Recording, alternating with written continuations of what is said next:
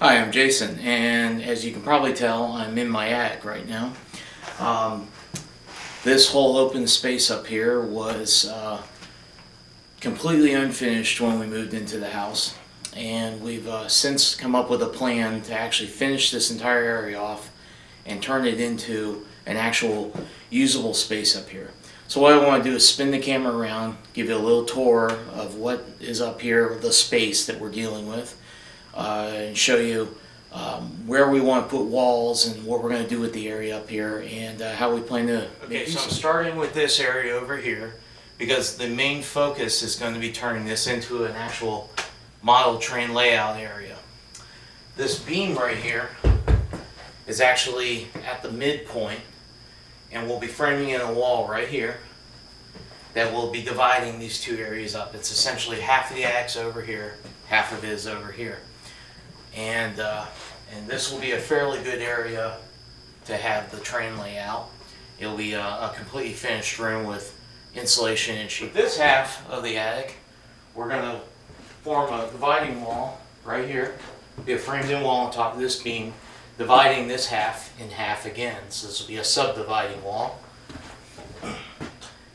As you can see, we already have storage here of stuff. That's going to remain as a storage area. All the stuff will be stored in here. This part over here will actually be finished off into an actual sitting room area that we can have a TV and a small couch and games and whatnot. So essentially this whole attic will be turned into a 3-room area. The train room, the sitting room, the storage area.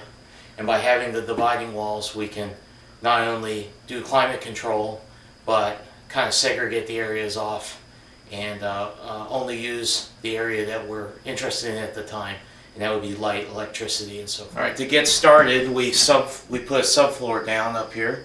This entire subfloor is a little over 7/8 of an inch OSB. We did a complete covering up here, with the exception of a little bit of area towards the soffits, which are too narrow to really get to, and you wouldn't be storing or going there anyways because you couldn't fit. But with the exception of that, everything else has been OSB subfloor. You'll also notice that there's these knee walls. There's a knee wall here that is just over 3 feet high.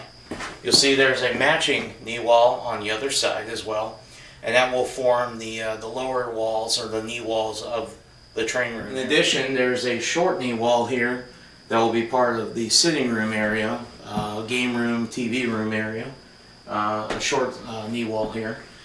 And all these will be insulated and sheetrocked, along with the new walls that will be added to divide the area. In addition to framing all the walls in, we'll also be adding power throughout the area, and also Cat5 connections for Ethernet to connect to the network in the house. One last part that we'll deal with is over top the shop, the wood shop, which is the garage. This is a whole open area up here as well.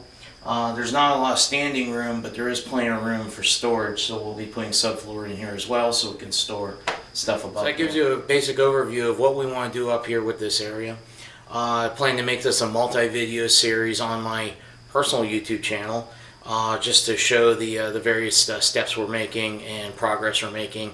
These won't be how-to videos showing you how to do any of this work. We'll just be using it to log and show the progress that's being made as we finish this area.